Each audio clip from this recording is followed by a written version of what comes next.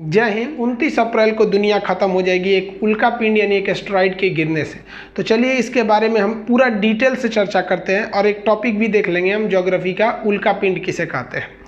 देखिए, solar system में वर्तमान समय में 8 ग्रह हैं। अभी हमारा मेन टॉपिक है उल्का पिंड को समझना, यानी एस्टेरॉइड और मेटेओरॉइड इस सब के बारे में। तो हम अभी ग्रहों पर फोकस नहीं करेंगे। सूर्य के पास जो सबसे करीब ग्रह है वो उसका नाम है बुध, ये मरकरी को हम लोग हिंदी में बुध कहते हैं, उसके बाद शुक्र यानी मीनस। अब हम मेन टॉपिक पे आते हैं। ये रही हमारी पृथ्वी यानी अर्थ हो गया। पृथ्वी के बाद है आपका मंगल और मंगल के बाद बृहस्पति।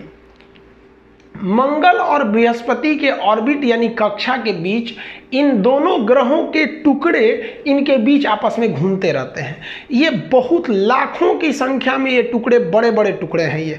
तो ये आप घूमते रहते हैं, इन्हें हम एस्टेरॉइड या क्षुद्र ग्रह कहते हैं। एस्टेरॉइड बेल्ट कहिए या क्षुद्र ग्रह कहिए, ये इन्हीं के बीच में घूमते रहते हैं।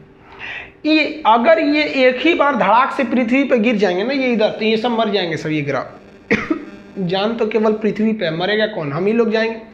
तो इन ग्रहों, इन क्षुद्र ग्रहों को जो एस्टेरॉइड है, एस्टेरॉइड बेल्ट, उन्हें खींच कर रखता है बृहस्पति यानी जुपिटर। इसीलिए जुपिटर को हम वैक्यूम क्लीनर के नाम से जानते हैं, खींच के रखने के कारण।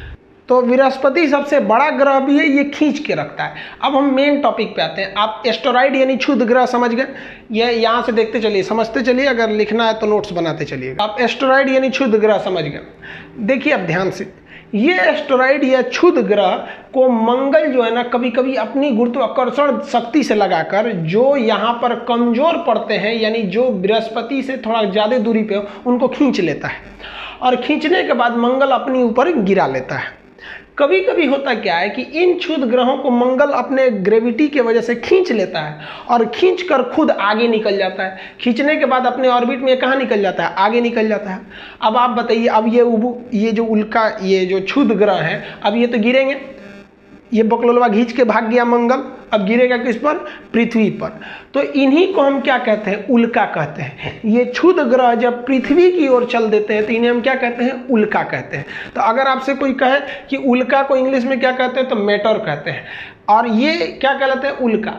जब यह पृथ्वी पर गिर जाते हैं तो इनका गिरा हुआ टुकड़ा उल्का पिंड कहलाता है, मेटियोर कहलाता है। अभी ये मेटर है, हवा में अगर चल रहा है तो ये क्या है? मेटर। और गिर गया तो मेटियोर। हिंदी में कहिए तो अभी हवा में है तो क्या कहेंगे? उल्का। और गिर गया तो उल्का पिंड।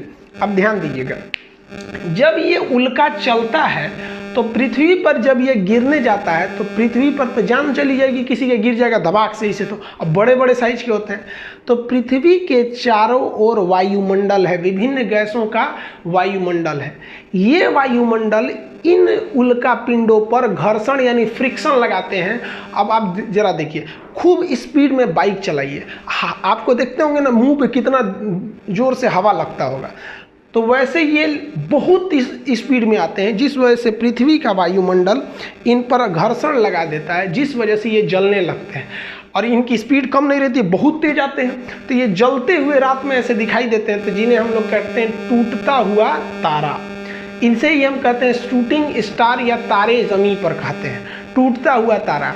आप बचपन में इन टूटते हुए तारों को देखकर मन्नत मांगते होंगे कि भगवान बड़ी दिन से पीछे पड़े हैं, इस साल तो काम कराइए दीजिए। यही सब उल्टा सीधा मन्नत मांगते हैं आप लोग, तो उससे कुछ नहीं होता है। तो ये क्या है? ये तो क्षुद्र ग्रह है जो यहाँ गिर रहा था। वो गिर रहा था तो किसका रूप लिया? उल्का का। तो वो जल रहा जो चीज़ है, जलते हुए आता है, रात में दिखाई देता है, जिसे हम टूटता हुआ तारा कहते हैं, उसी को उल्का कहते हैं। अगर ये साइज में बहुत बड़ा हुआ ना तो जलते जलते जलते जलते जलते पृथ्वी पे आते आते एकदम छोटा हो जाता है और गिर जाता है। तो वही छोटे छोटे टुकड़े उल्का पिंड कहलाते हैं। आप उल्का और उल्का पिंड में अंतर समझ में आ गया। अब यहाँ ध्यान दीजिए, पृथ्वी जो है एंटी क्लॉकवाइज घूमती है। अब इसके घूमने के डायरेक्शन के हिसाब से हम इन उल्का पिंड को 2 भाग में बांट सकते हैं। अगर पृथ्वी जिस दिशा में घूम रही है उधर ही जाके ये गिर जाए, देखिए पृथ्वी उधर घूम रही है और ये उधर ही गिरेगा, तो इस कंडीशन में इसकी स्पीड और बढ़ जाती है, 72 किलोमीटर प्रति सेकंड हो जाती है, और उसे हम उल्का कहते हैं। जब ये जमीन पर गिरता है तो उल्का पिंड बन जाता है, और उल्का पिंड द्वारा जमीन पर कुछ ना कुछ गड्ढा बनेगा। इस गड्ढा को हम कहते हैं क्रेटर। गड्ढा को क्या कहते हैं? क्रेटर। समझ गया? जिधर पृथ्वी घूम रही है उसी दिशा में अगर गिरेगा तो स्पीड बढ़ जाएगा। आप पढ़े होंगे नाव के धारा की दिशा में नाव ले जाएंगे तो स्पीड बढ़ जाती है, तो उसी दिशा में जाएगा तो 72 किलोमीटर प्रति सेकंड की चाल से चलेगा। और वो क्या कहलाएगा? उल्का। गिरेगा तो उल्का पिंड, हम अभी समझा दिए उल्का पिंड। इसके द्वारा बना गड्ढा क्या कहलाएगा? क्रेटर। ऐसा ही गड्ढा महाराष्ट्र के लोनार झील बना दिया है, क्रेटर झील है। महाराष्ट्र के बुल्ढाना जिला में एक गिरा है जो गड्ढा, वो क्रेटर है, उसमें पानी भर गया तो झील हो गया। ऐसे ही एक उल्का पिंड गिरा अफ्रीका के नेटाल में। दुनिया का सबसे बड़ा उल्का पिंड गिरा एरिजोना प्रांत अमेरिका में। बहुत सारे भूगोलवेता कहते हैं कि एक बहुत बड़ा उल्का पिंड गिरा था जिसका नाम था इजिप्टा। वही इस पृथ्वी पे गिर गया था जिससे डायनासोर मर गए थे। ये सही बात है, डायनासोर मरे थे। और भूगोलवेताओं का ये भी कहना है कि बहुत विशाल उल्का पिंड गिरने के कारण पृथ्वी के पर एक बहुत विशाल गड्ढा का निर्माण हो गया। और उसी गड्ढे में जब पानी भर गया तो महासागर वगैरह के निर्माण हो गए। समझ में गया? जैसे प्रशांत महासागर, इस सब का उल्का पिंड के। हालांकि इसका कोई वैज्ञानिक साक्ष्य अभी 100% इसकी दावा नहीं करता है। तो जब विपरीत दिशा में आता है तो उसकी गति हो जाती है 12 किलोमीटर प्रति सेकंड, और उसे कहते हैं बोलाइट। बोलाइट में भी चमकेगा, तारे जमीन पे या टूटता हुआ तारा, बोलाइट की चमक ज्यादा होती है, वो विपरीत दिशा में आ रहा है। और जब ये बोलाइट जमीन पर गिर के गड्ढा बना देता है तो उसे कहते हैं टेक्टाइट। तो विपरीत दिशा में एंट्री किया तो बोलाइट, उसी दिशा में एंट्री किया तो उल्का।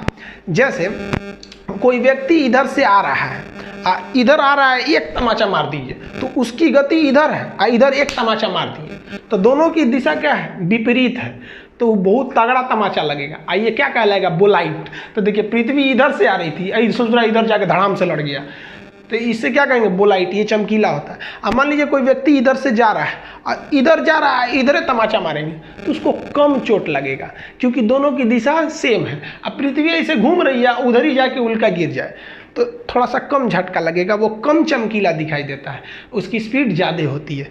तो उल्का और बोलाइट में आपको अंतर समझ में आ गया? उल्का क्या होते हैं सब, यानी क्षुद्र ग्रह, उल्का पिंड, ये सब समझ में आ गया आप लोग को?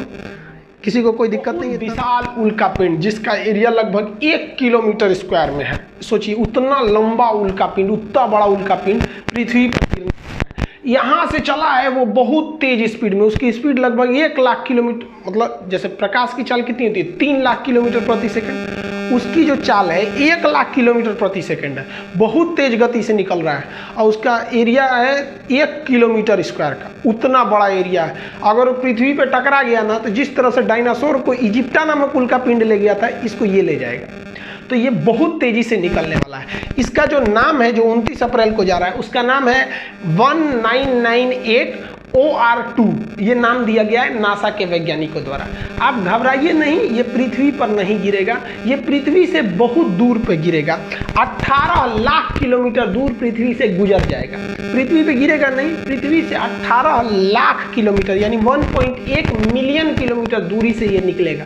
देखिए अंतरिक्ष में 1-2 लाख किलोमीटर की कोई दूरी बहुत बड़ी दूरी नहीं मानी जाती है।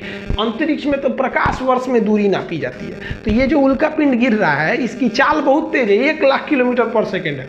अगर ये पृथ्वी पे आ जाएगा ना तो फाड़ के निकल जाएगा पृथ्वी को।